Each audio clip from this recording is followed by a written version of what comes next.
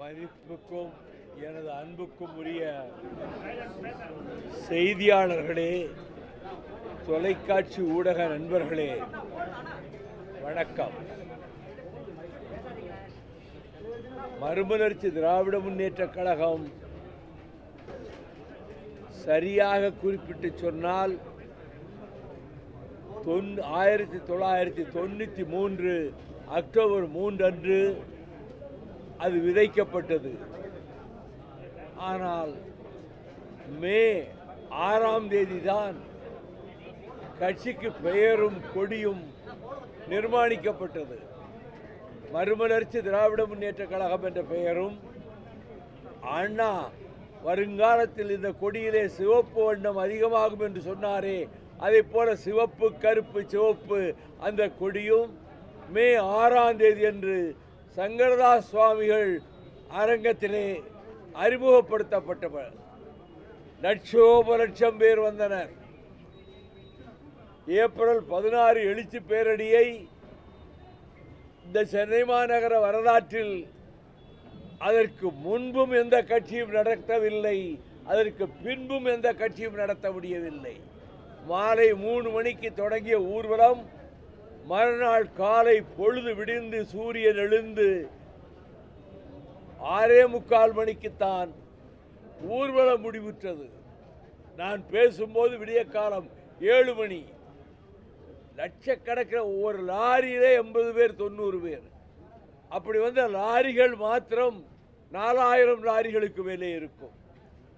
ஆக அலை புரண்டு கடல் பொங்கி எழுவது போல் மறுமலர்ச்சி திராவிட முன்னேற்ற கழகத்திற்கு திராவிட இயக்க சிந்தனையாளர்களும் அண்ணாவின் மீது உண்மையான பற்று கொண்டவர்களும் வந்தார்கள்.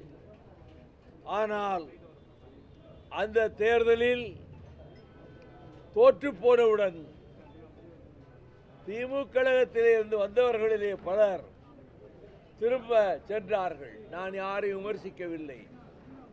என்னோடு வந்தால் எம்எல்ஏ, எம்எல்சி, மந்திரி பதவி எல்லாம் கிடைக்காது. போராட்டம், இரத்த களரிகள், கண்ணீர், வியர்வை, இதைத்தான் நீங்கள் பார்க்க முடியும் என்று சொன்னேன். அதன்படி வந்தவர்கள்தான் தமிழ்நாடு பூராவிலும் இன்றைக்கு இருக்கிறார்கள். நேற்றைக்கு ஒரு பத்திரிகை தொகுதிகள் எவ்வளவு கொடுக்கப்படும் என்று எழுதுகிற போது திராவிட முன்னேற்ற கழகத்தையும், அண்ணா திராவிட முன்னேற்ற கழகத்தையும், காங்கிரஸ் கட்சியையும், இன்னொரு கட்சியையும், இவர்களெல்லாம் வலுவாக இருக்கிறார்கள், கூட்டணி என்ன செய்வது என்று யோசித்துக் கொண்டிருக்கிறார்கள். கம்யூனிஸ்டுகளும் மறுமலர்ச்சி திராவிட முன்னேற்ற கழகமும் ஆகிய சின்ன கட்சிகள் திகைத்துக் கொண்டிருக்கின்றன எழுதியிருக்கிறார்கள். அது அவர்கள் உரிமை. எங்கள் இயக்கத்துக்கு தமிழ்நாட்டிலே எல்லா மாவட்டத்திலும் அமைப்பு இருக்கிறது, எல்லா வட்டத்திலும் அமைப்பு இருக்கிறது, எல்லா ஒன்றியங்களிலும் அமைப்பு இருக்கிறது, அனைத்து நகரங்களிலும் அமைப்பு இருக்கிறது. திமுக, அண்ணா திமுகவை அடுத்து தமிழ்நாட்டிலே எல்லா ஊரிலும் ஒரு 10 தொண்டனாவது அதிமுக தொண்டன் இருப்பார் என்று சொல்லுகிற அளவுக்கு தமிழகம் பூராவிலும் வியாபித்திருக்கிறது. அவர்கள் விலகிச் செல்லவில்லை, பதவி கிடைக்கவில்லை என்று வருத்தப்படவும் இல்லை. ஆனால் இந்த 32 ஆண்டுகளில் ஸ்டெர்லைட் ஆலையை, உலக கோடீஸ்வரன் அனில் அகர்வால் ஆலையை விரட்டி அடித்த முழு பெருமையும் மறுமலர்ச்சி திமுகவுக்குத்தான் உண்டு. நியூட்ரினோ நரேந்திர மோடியின் கனவு திட்டத்தை 4.5 ஆண்டுகளாக உயர்நீதிமன்றத்தில் வாதாடி அதை நிறுத்தி வைத்திருக்கிறேன். நெய்வேலி நிலக்கரி நிறுவனம் தனியார் மயமாகும் என்ற முடிவை கடைசி நேரத்திலே அடல் பிஹாரி வாஜ்பாயை சந்தித்து அதை தடுத்து நிறுத்தி வைத்திருக்கிறேன். சீமை கருவேலை அந்த மரங்களை அகற்றுகின்றது நாங்கள் தொடங்கினோம். உயர்நீதிமன்ற நீதிபதிகளே சொல்லிவிட்டார்கள், அரசாங்கமே இதை செய்ய வேண்டும் என்று. 3 தமிழர்களை தூக்கு கயிற்றிலிருந்து விடுவிப்பதற்காக எங்கள் இயக்கம் 75 லட்சம் ரூபாயை செலவழித்திருக்கிறது. தமிழ்நாட்டிலே அதை போலவே ராஜபக்சே வருகிற போது இங்கே இருந்து 3 மாநிலங்களை கடந்து சம்பல் பள்ளத்தாக்கை உள்ளடக்கிய மத்திய பிரதேசத்திலே நாங்கள் ராஜபக்சேயினுடைய ஒரு 100 கொடும்பாவிகளை அங்கே கொண்டு போய் கொளுத்தினோம். இந்த ஒரு மாநிலம் விட்டு இன்னொரு மாநிலத்திலே போய் ஆயிரக்கணக்கிலே யாரும் போராடிய வரலாறு எந்த கட்சிக்கும் கிடையாது. எங்களுக்கு இதையெல்லாம் மக்களிடம் கொண்டு போய் சேர்ப்பதற்கு எங்களுக்கு ஊடக பலம் இல்லை, பத்திரிகைகளின் ஆதரவும் இல்லை. அதை பற்றி நான் அவர்கள் மீது கோபப்படவில்லை.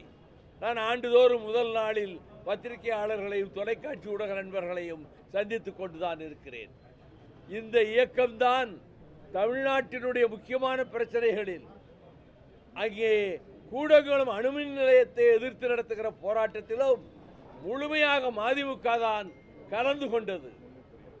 முல்லை பெரியாரை 8 ஆண்டு காலம் போராடி அதை லட்சக்கணக்கானவர்களை திரட்டி முல்லை பெரியாறு அணையை கேரளம் உடைக்க திட்டமிடுகிறது, அதை தடுப்போம் என்று தடுத்து நிறுத்தி முல்லை பெரியாற்றை பாதுகாத்து கொடுத்ததும் மறுமலர்ச்சி திமுக தான். மீனவர்கள் தாக்கப்பட்ட போதெல்லாம் அங்கேயே சென்று ராமேஸ்வரத்துக்கும் தங்கச்சி மடத்துக்கும் சென்று அங்கே உள்ளவர்களை ஊக்கப்படுத்தி இந்த மீனவர் பிரச்சனையை நாடாளுமன்றத்தில் அதிக முறை எழுப்பியவன் அடியேன் தான். ஆக தமிழகத்தினுடைய பொது பிரச்சனைகளில் மறுமலர்ச்சி திமுக ஈடுபட்டு நாட்டு மக்கள் நலனை பாதுகாப்பதற்காக செயல்பட்டது மட்டுமல்ல, ராஜபக்சே இந்தியா அரசு உட்பட 7 அணு ஆயுத வல்லரசுகளின் ஆயுதங்களை வாங்கி குவித்து அங்கே உள்ள லட்சக்கணக்கான தமிழர்களை கொன்று குவித்தும், அப்பாவிகள் ஆயுதம் ஏந்தாதவர்களை கொன்று குவித்தும், பல்லாயிரக்கணக்கான தமிழ் பெண்களை கற்பை சூறையாடியும் இந்த கொடுமையை எதிர்த்து கடுமையான போராட்டங்கள் தொடர்ந்து நடத்தியதும் மறுமலர்ச்சி திமுக தான். யுத்தம் மூண்ட நேரத்தில் நான் அன்னி காட்டுக்கே கடல் கடந்து சென்று 1 மாத காலம் பிரபாகரனோடு இருந்துவிட்டு வந்தேன். தமிழ்நாடு என்ற பிரச்சனை எது வந்தாலும் சரி, அதிலே முதல் சிப்பாயாக நிற்கிற கட்சி தமிழ்நாட்டிலே மறுமலர்ச்சி திமுக தான். அப்படி நாங்கள் தொடர்ந்து தமிழக நலன்களுக்காக எத்தனை ஊர்வலங்கள், எத்தனை மறியல் போராட்டங்கள், திருமுருகன் காந்தி நடத்திய அனைத்து போராட்டங்களுக்கும் எங்கள் தோழர்கள் தான் அதிகம் பேர் கலந்து கொண்டார்கள். இவையெல்லாம் நாங்கள் தமிழ்நாட்டிலே இந்த 31 வருட காலத்தில் சாதித்த சாதனைகளாகும். விபி சிங் என்னை அமைச்சராக்க சொன்னார். ஒரு காலம் ஏற்க மாட்டேன் என்றேன். 98 அடல் பிகாரி வாஜ்பாய் சொன்னார் மந்திரி சபையிலே சேருங்கள் என்று. ஒரு காலம் மந்திரியாக எனக்கு விருப்பமில்லை என்று சொன்னேன். 99 மீண்டும் வாஜ்பாயும் அத்வானியும் 2 பேர் கொண்டு நீங்கள் எங்கள் கேபினட்டிலே வந்தே ஆக வேண்டும் என்றார்கள். குருமூர்த்தியும் அங்கே வந்து சேர்ந்திருந்தார். நான் ஒரு நாளும் அமைச்சராக மாட்டேன், எங்கள் கட்சியிலே ஒரு 2 பேருக்கு மந்திரி விடுங்கள் என்று கண்ணப்பனுக்கும் செஞ்சி ராமச்சந்திரனுக்கும் அமைச்சர் பதவி வாங்கி கொடுத்தேன். விடுதலை புலிகள் மீதான தடையை நீக்குவதற்கு தீர்ப்பாயத்திலே போய் டெல்லியிலும் சென்னையிலும் கொடைக்கானலிலும் அதிலே கலந்து கொண்டு தீர்ப்பாயத்திலேயே புலிகளை தடை செய்ய வேண்டும் என்று நான் முயற்சித்தேன். அந்த வழக்குகளிலே நான் அருமையான வாதங்களை எடுத்து வைத்தாலும் மத்திய சர்க்காருடைய நிர்பந்தத்தால் அந்த தடை நீக்கப்படவில்லை. இப்பொழுதும் என்னுடைய ரிட் மனு உயர் நீதிமன்றத்திலே இருக்கிறது, விடுதலை புலிகள் தடையை நீக்க வேண்டும் என்று. இப்பொழுது நரேந்திர மோடி இலங்கைக்கு சென்றாரே, எதற்கு சென்றார்? ராஜபக்சே கொடுக்கிற பாயாசத்தையும் புட்டுவையும் சாப்பிடுவதற்கு போனாரா? அங்கே உள்ள ஈழத் தமிழ் பிரதிநிதிகளை அழைத்து உங்கள் குறை என்ன என்று கேட்டாரா? இந்த மீனவர்கள், தமிழக மீனவர்கள் நாள்தோறும் கொல்லப்படுகிறார்களே, படகுகள் பறிக்கப்படுகின்றனவே, இதற்கு ஒரு முற்றுப்புள்ளி வைக்க வேண்டும் என்று அங்கே பேசினாரா? அல்லது தமிழர்களினுடைய உரிமை கோரிக்கையை பரிசீலிக்க ஒரு சர்வதேச குழுவை அமைத்து அதற்கு பிறகு ஒரு பொது வாக்கெடுப்பு நடத்த வேண்டும் என்ற நான் முதலில் பெல்ஜியத்திலே எடுத்து வைத்த கருத்தை அவர் ஆதரிக்க தயாரா? ஆகவே தமிழர்கள், ஈழத் தமிழர்கள், தமிழ்நாட்டு மக்கள், விவசாயிகள் பிரச்சனைக்காக நான் 6000 கிலோமீட்டர் மொத்தம் தமிழ்நாட்டிலே நானும் தோழர்களும் நடந்திருக்கிறோம். அந்தந்த ஊர்களிலே ஜாதி சண்டை கூடாது, மதச்சண்டை கூடாது என்று பிரச்சாரம் செய்ததோடு இந்த மதுவையும் ஒழிக்க வேண்டும் என்ற பிரச்சாரத்தை தமிழகம் பூராவிலும் செய்துவிட்டு வந்திருக்கின்றேன். ஆக மறுமலர்ச்சி திமுக உண்மையான மறுமலர்ச்சியை திராவிட இயக்கத்திலே உருவாக்கி கொடுக்க வேண்டும் என்ற உறுதியோடு, உத்தரவாதம் தருகின்ற உணர்வோடு நாங்கள் போராடி கொண்டிருக்கிறோம். இந்த இயக்கம் இன்றைக்கு என்னோடு இருக்கக்கூடியவர்கள் எந்த சோதனையிலும் அவர்கள் என்னை விட்டு விலகவில்லை. 1-2 பேருக்கு இங்கே இனிமேல் நம்ம கடை விற்காது என்று கருதிய ஒரு சில பேர் வெளியேறி சென்றார்கள். வாழ்க அவர்கள். நான் அவர்களை குறை சொல்லவில்லை. ஆனால் என்னோடு இருப்பவர்கள் எல்லா தியாகத்துக்கும் தயாராக, முத்துக்குமார் உள்ளிட்டவர்கள் 19 பேர் தீக்குளித்தார்களே, அதிலே 12 லட்சம் ரூபாய் அந்த குடும்பங்களுக்கு மறுமலர்ச்சி திமுக சார்பிலே நான் கொடுத்திருக்கின்றேன். எல்லாம் தோழர்கள் நிதி வசூல் செய்து 500, 1000 என்று நிதி வசூல் செய்து கொண்டு வந்த பணத்தை இதற்கு செலவழித்திருக்கிறேன். இப்பொழுது 32வது ஆண்டிலே நாங்கள் பிரவேசிக்கிறோம். அரசியல் நிலைமை எரிமலை போல் கொதிக்கிறது.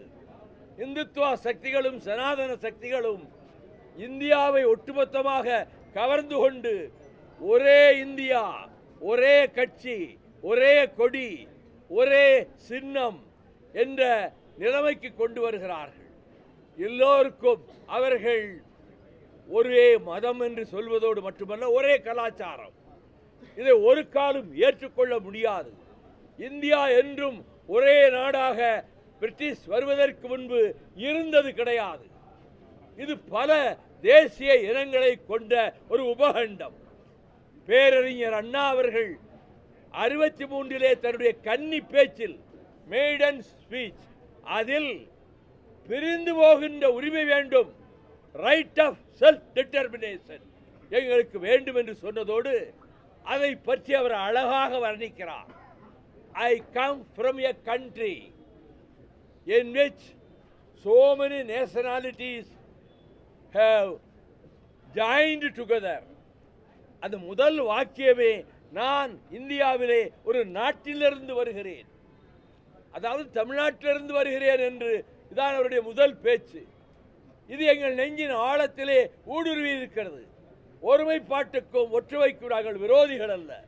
ஆனால் அவர்கள் கூடங்குளத்தை அழிப்போம், தென் மாவட்டங்களை அழிப்போம்,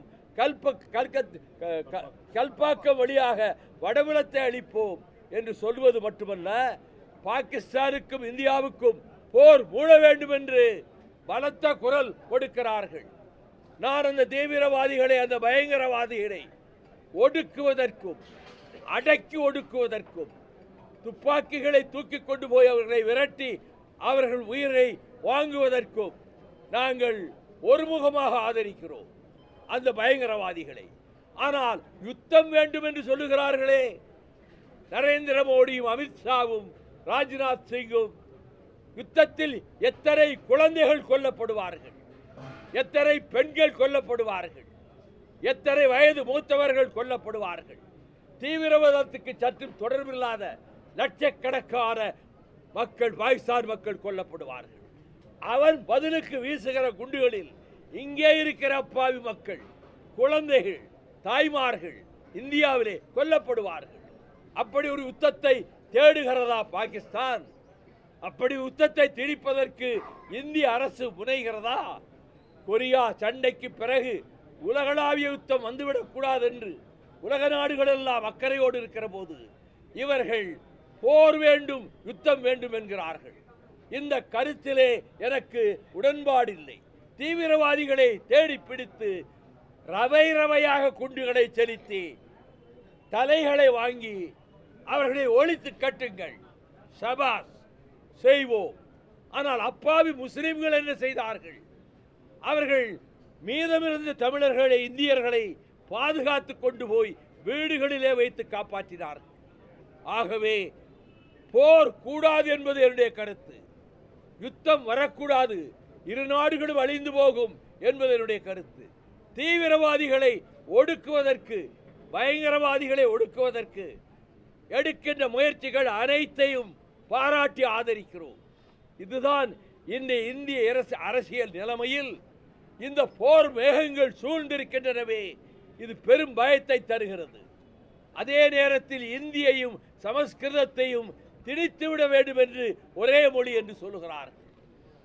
அந்த இந்தியை இப்பொழுது நாம் மட்டும் எதிர்க்கவில்லை, கேரளம் எதிர்க்கிறது, கர்நாடகம் எதிர்க்கிறது, மராட்டியம் எதிர்க்கிறது, பஞ்சாப் எதிர்க்கிறது. இன்னும் பல மாநிலங்களிலே அதை எதிர்க்கக்கூடிய சூழ்நிலை தன்னாலே உருவாகும். திராவிட மாடல் ஆட்சி நடத்துகின்ற முதலமைச்சர் மாண்புமிகு தளபதி மு.க. ஸ்டாலின் தலைமையில் புதிய புதிய திட்டங்களை தமிழ்நாட்டிலே கொண்டு வந்து மக்களின் ஆதரவை முன்னை விட அதிகமாக பெற்று வருகிறார்கள். ஆக மக்கள் நலனே நம்முடைய நலன் என்று இயக்கம் பாடுபடும். தமிழகத்துக்கு ஒரு ஆபத்தென்றால் தமிழக மீனவர்கள் தினந்தோறும் பிடிக்கப்படுகிறார்கள், சுடப்படுகிறார்கள், படகுகள் இழுத்து கொண்டு போய் உடைக்கிறார்கள், நன்கிருக்கிற படகுகளை ஏலம் விட போகிறார்கள். நாம் இருக்கிற பிரஜைகள், குடிமக்கள் இந்தியாவின் குடிமக்கள் அல்லவா? எங்கள் வரிப்படத்திலும் தானே நீ பட்டாளத்துக்காரனுக்கும் போலீஸுக்கும் சம்பளம் கொடுக்கிறாய், எங்கள் பணமும் அதிலே இருக்கிறது அல்லவா? எனவே மத்திய அரசு அங்கே பரிவார் கூட்டம், இந்துத்துவா கூட்டம் ஒரு மாநாடு போட்டார்கள் வாரணாசியிலே. அதிலே ஒரு பிரகடனம் வெளியிட்டிருக்கிறார்கள். இனிமேல் பாரத் என்றுதான் இந்தியா அழைக்கப்படும். இந்தியா என்ற பெயரே இனி இருக்கக்கூடாது. முஸ்லிம்களும் கிறிஸ்தவர்களுக்கும் ஓட்டுரிமை கொடுக்கக்கூடாது. அவர்கள் இந்தியாவிலே இருந்து வெளியேற்றப்பட வேண்டும். இந்தி மொழியும் சமஸ்கிருதம் மட்டும்தான் ஆட்சி மொழிகளாக இருக்க வேண்டும். அது இப்படி சில கொடூரமான சரத்துக்களை கொண்ட பிரகடனத்தை அவர்கள் வாரணாசியிலே நிறைவேற்றிவிட்டு தலைநகரின் டெல்லி இருக்கக்கூடாது, வாரணாசி தான் அவர்களுடைய மதகேந்திரம்தான் தலைநகராக இந்தியாவுக்கு இருக்க வேண்டும். அதுவும் அந்த பிரகடனத்திலே இருக்கிறது. ஆக ஒருமைப்பாடு கேள்விக்குறியிலே தொங்கிக் கொண்டிருக்கிறது என்பதுதான் என்னுடைய கருத்து. நாடாளுமன்றத்தில் இந்திக்காரர்கள் கூச்சல் எழுப்பிய போது ஒரு எம்பி சகட்டு வேலைக்கு எதிர்க்கட்சிகளையும் காங்கிரஸையும் கம்யூனிஸ்டுகளையும் மற்ற மதிமுக போன்ற கட்சிகளையும் தாக்கி பேசிய போது ஒரு குரல் கூட எதிர்க்கட்சி வரிசையிலிருந்து எழவில்லை. நான் தாங்கிக் கொள்ள முடியவில்லை. நான் இந்திய எதிர்ப்பு போராட்டத்திலே இருந்து படித்தெடுக்கப்பட்டவன், சிறை சென்றவன், அரசியல் சட்டத்தை தெரு வீதியிலே போட்டு கொளுத்திவிட்டு பார்லிமெண்ட்டுக்குள்ளேயும் நான் அரசியல் சட்டத்தை தான் கொளுத்தினேன் என்று சபை நடந்து கொண்டிருந்த போது, சங்கர் தயாள் சர்மா சேர்மனாக இருந்த போது நான் சொன்னேன். யாரும் எதிர்க்கவில்லை, இந்தி வெறியர்கள் கூட. ஆனால் இம்முறை அவர்கள் இந்தி பேசாத மக்களை திட்டி தீர்த்த போது அந்த எம்பி ஒரு 3/4 மணி நேரம் நான் பொறுத்து கொண்டிருந்தேன். அதன் பிறகு இவருக்கு ஆங்கிலம் தெரியாது, இந்தியிலே நம்ம எல்லோரையும் திட்டுகிறார் இந்த எம்பி, இவருக்கு சரியான பதிலடி கொடுக்க வேண்டும் என்று. என்ன பேசுகிறாய் நீ, என்ன உளறுகிறாய் நீ என்று சொன்னபோது அவன் திகைத்து விட்டான். என்ன வேற ஏதோ சத்தம் வருது என்ன. நான் ஆங்கிலத்திலையும் பேசலை, தமிழில் இது ஹிந்தியிலையும் பேசலை, ஹிந்தி தெரியாது. எவரோ ஒருத்தர் பேப்பரில் எழுதியிருக்கிறான் ஹிந்தி வைகோவுக்கு தெரியும்னு சொல்லி. தெரியும், 4 வார்த்தை தெரியும். ஏக் டாக்ஸி, ஒரு டாக்ஸி வேணும்னு டாக்ஸி ஸ்டாண்டுக்கு ஃபோன் பண்ணுவேன். 2 நம்பர் மீனாபாக், என்னுடைய வீடு மீனாபாக்கில் இருக்கு, அங்கே வா. வேற இன்னொரு வார்த்தை என்ன, அவன் அவசரப்பட்டு வேற பக்கம் போயிட்டான், பஸ் பஸ் பஸ் பஸ். அப்போ பஸ்லாம் நிறுத்து, நேரா போகணும்னா சாரா சாரா சாரா இந்த 6 வார்த்தை தவிர இந்த குதிரைக்காரன் பாஷை எனக்கு தெரியாது. அதை நான் சொன்னேன். அவன் இன்னும் அதிகமாக கூச்சலிட்டான். ஏன் கூச்சலிடுகிறாய்? தமிழ்நாட்டின் பக்கம் வந்து விடுவாயா? நீ வந்து பத்திரமாக நீ திரும்பி போய் விடுவாயா என்று சொல்லிவிட்டு அவன் இந்தியிலே தானே தாக்கி பேசினான். நாம் தமிழிலே தாக்கி பேசுவோம், உலக முதல் மொழியிலே என்று சொல்லி எப்பக்கம் வந்து புகுந்து விடும் இந்தி எத்தனை பட்டாளம் கூட்டி வரும் அற்பம் என்போம் அந்த இந்திதனை கண்ணங் கிளிபட நேரும் கட்டாய இந்தியை வெட்டி புதைப்போம் என்று குரல் கொடுத்தேன். அதற்கு பதில் சொல்ல முடியவில்லை. நிர்மலா சீதாராமன் அவர்கள் அமித்ஷா பக்கத்திலே உட்கார்ந்து இருப்பதால் தமிழ் தெரிந்த நிர்மலா ஏன் வைகோவுக்கு மறுப்பு சொல்லவில்லை என்று நினைப்பார் என்பதற்காக எழுந்து நீங்க பேசுறது தப்புனா, அம்மா நீங்க பேசுறது தான் தப்பு, அந்த ஆள் பேசுறாரே இந்திக்காரர் அது முழுக்க தப்பு, இதை நான் எங்க போனாலும் சொல்லுவேன் என்று சொன்னேன். ஆக நாடாளுமன்றத்திலும் நான் தமிழ் உரிமையை, திராவிட இயக்கத்தின் கொள்கைகளை, திராவிட இயக்கத்தின் லட்சியங்களை ஆழமாக பதிவு செய்திருக்கிறேன். 1655 தடவை நான் அந்த 18 வருஷத்திலே 20 வருஷத்திலே நாடாளுமன்றத்திலே பேசியிருக்கிறேன். அந்த 1250 பேச்சுக்களையும் தொகுத்திருக்கிறேன் ஆங்கிலத்திலே. அதே ஒரு சந்தர்ப்பம் வருகிற பொழுது டெல்லியிலே பெரிய தலைவர்களை எல்லோரையும் அழைத்து அங்கே வெளியிட வேண்டும் என்ற ஒரு கனவாகவே எனக்கு இருக்கிறது. பெரும்பொருள் செலவு ஆகும், அதையும் செய்ய முடியும். பதிவு செய்து வைத்துவிட்டு மறுமலர்ச்சி திமுக அண்ணாவின் கொள்கைக்கு பாடுபட்டது. மறுமலர்ச்சி திமுக இந்தி எதிர்ப்புக்கு தன்னை தத்தம் செய்தது. மறுமலர்ச்சி திமுக முல்லை பெரியாரை காப்பாற்றி கொடுத்தது. மறுமலர்ச்சி திமுக நியூட்ரினோவை உள்ளே வரக்கூடாது என்று தடை வாங்கியது. மறுமலர்ச்சி திமுக ராஜபக்சே மீது கருப்பு கொடிகளை வீசியது. மறுமலர்ச்சி திமுக 3 மாநிலம் கடந்து சம்பல் பள்ளத்தாக்கிலே போய் நாங்கள் 700 பேர் போராட்டம் நடத்தினோம். அப்படி ஒரு போராட்டத்தை ஒரு மாநிலத்திலிருந்து இன்னொரு மாநிலத்திலே நடத்தியதாக ஒரு சான்று யாராவது நிரூபிக்க முடியுமா? நாங்கள் தான் அந்த பெருமைக்கு உரியவர்கள்.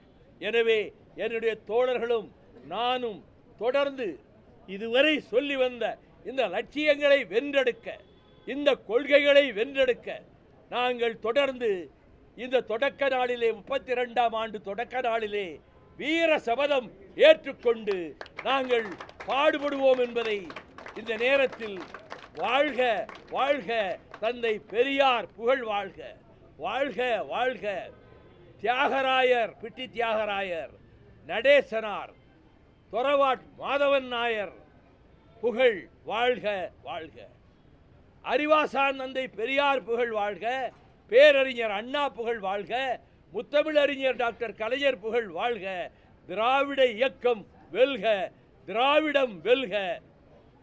இதோடு நிறுத்திக்கிறேன்.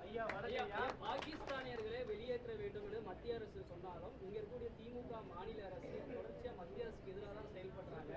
இதுல ஒரு கடுமையான எதிர்வினைகளை முதலமைச்சர் சந்திப்பார் அப்படின்னு நடந்த பாஜக ஆர்ப்பாட்டத்தில் தமிழ் எதிர்வினையை பாஜக சந்திக்கும். இங்கே உள்ள 18 கோடி முஸ்லீம்களும் இந்த மண்ணின் மக்கள். அவர்கள் பாகிஸ்தான் பிரிந்தபோது நாங்கள் போக மாட்டோம் என்றவர்கள். காயிதே மில்லத்தவர்களுக்கு பாகிஸ்தான் முஸ்லீம் லீக், நம்முடைய முஸ்லீம் லீக் பணத்தில் 18 கோடி மிச்சம் இருக்கிறது, அது உங்கள் பங்குக்கு, இந்தியா பங்குக்கு வாங்குங்கள் என்று சொன்னபோது கண்ணியத்துக்குரிய காயிதே மில்லத் இஸ்மாயில் சாஹிப் ஒரு பைசா எங்களுக்கு வேண்டாம், நீங்களே வைத்துக் கொள்ளுங்கள் என்று சொன்ன நாட்டுப்பற்று மிக்கவர். சீன யுத்தத்தின் போது தன் மகனை யுத்தகலத்துக்கு அனுப்புகிறேன் என்று பண்டித ஜவஹர்லால் நேருவுக்கு கடிதம் எழுதியவர். பாகிஸ்தானுக்கும் இந்தியாவுக்கும் யுத்தம் மூண்டபோது மீண்டும் அவர் மகனை போருக்கு அனுப்பவே தயாராக இருந்தார். எத்தனை இஸ்லாமிய இளைஞர்கள் இந்திய இராணுவத்திலே அந்த போரில் இறந்திருக்கிறார்கள். எத்தனை இஸ்லாமிய இளைஞர்கள் மேஜராக, இராணுவத்திலே மேஜராக, கர்னலாக, சுபேதாராக இருந்து போர்க்களம் சென்று மடிந்திருக்கிறார்கள். அவர்களும் நம் வீட்டு பிள்ளைகள், நம் சகோதரர்கள். இந்த கருத்திலே மறுமலர்ச்சி திமுக உறுதியாக இருக்கிறது. பாஜக இதை எந்த வடிவத்திலே கொண்டு வந்தாலும் அதை முதல் எதிரியாக போய் எதிர்த்து நின்று தகர்ப்பதற்கும் நாங்கள் தயாராக இருக்கிறோம் என்பதை நான் தெரிவித்துக் கொள்கிறேன். பாராளுமன்றத்துல தொடர்ந்து உங்க குரல் ஒலிக்கணும் அப்படின்னு சொல்லிட்டு மதிமுக தொண்டர்கள் விருப்பப்படுறாங்க. மீண்டும் ராஜ்யசபா போகணும் அப்படின்னு விருப்பப்படுறாங்க. திமுக கிட்ட இருந்து சாதகமான பதில் வந்திருக்கா? இந்த 32வது ஆண்டு விழாவில் தொண்டர்களுக்கு இது சம்பந்தமா நீங்க சொல்லக்கூடிய மெசேஜ்? தொண்டர் கொஞ்சம் கையை தட்டுறது பாட்டு. தொண்டர்கள் எத்தனை பேர்கிட்ட நீங்க கேட்டீங்க? தொண்டர் உங்க விருப்பத்தை அவங்க தொண்டர்கள் மேல ஏத்தி ராஜ்குமார் உங்களுக்கு விருப்பம் நாங்க போகணும்னு அதுக்காக எல்லாரும் சொல்றாங்க அப்படின்னு மக்கள் மேல எல்லா தொண்டர்களும் விரும்புறாங்க.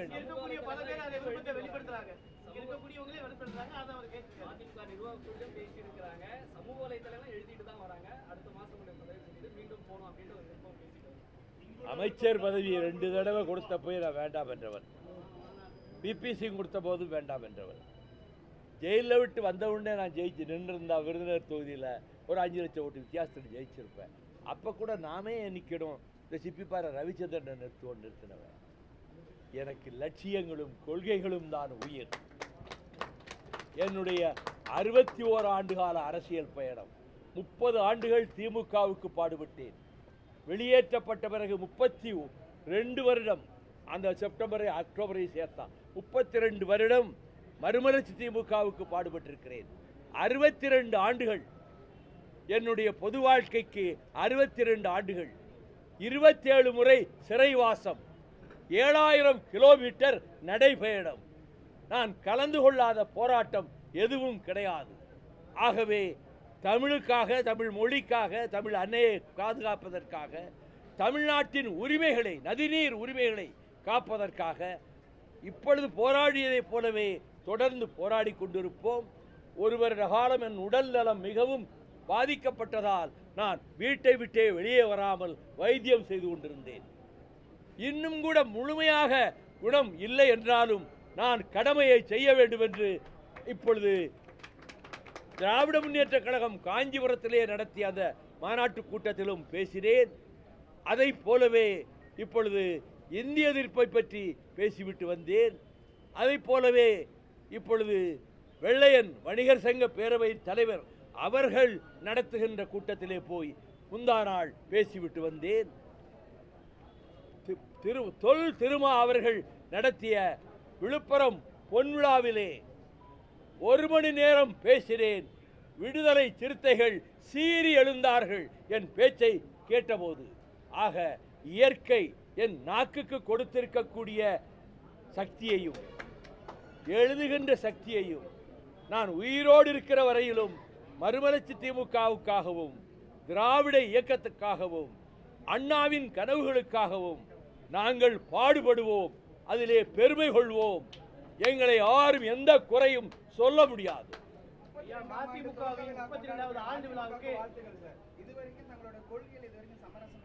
ஒரு திலை சமரசம் எடுத்துக்கல. கூட்டணி வச்சப்ப கூட சமரசம் எடுத்துக்கல. கூட்டணி வச்சிருக்கும் போதே அந்த கூட்டணி கட்சி அட்டாக் பண்ண.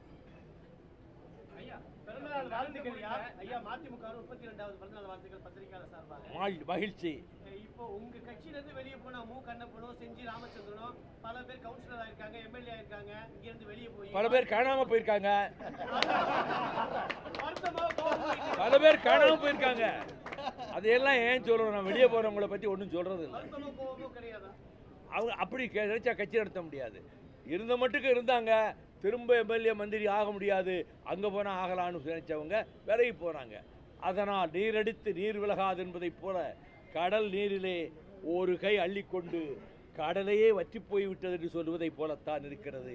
மதிமுக தொண்டன் ஊருக்கு ஊர் இருக்கிறான், ஊருக்கு ஊர் கொடியேற்றுகிறான். நாங்கள் அழைக்கிற அழைப்புக்கெல்லாம் அவன் போராட்டத்திலே வந்து கலந்து கொள்கிறான். வறுமையின் பிடியில், ஏழ்மையின் பிடியில், பொருளாதார வசதி இல்லாத சூழலில் தான் என் தம்பிமார்களும் அண்ணன்மார்களும் இருக்கிறார்கள். ஆனால் அதை பற்றி கவலைப்படாமல் தொடர்ந்து என்னோடு அணிவகுத்து வருகிறார்கள். நடந்து முடிந்த நீட் தேர்வுல வந்துட்டு தாடியெல்லாம் கட்டி போட்டுட்டு பட்டன்லாம் கட்டிட்டு ரொம்ப ஒரு மாதிரியா பண்ணாங்க. அதை பத்தி உங்களுடைய ஒரு மாதிரியா பண்ணல, காட்டு மிராண்டித்தனமா பண்ணாங்க. அதான் என்னுடைய பதில். இந்தியா பாகிஸ்தான் போர் வரும்னு சொல்லிக்கிற நேரத்துல இலங்கை கடற்படை வந்து தமிழக மீனவர்கள் 22 பேர் படுகாயமாகி இவர் கள்ள உறவு வைத்திருக்கிறார் மோடி. யாரோடு? இலங்கை கூட்டத்தோடு, இலங்கை சிங்கள அரசு.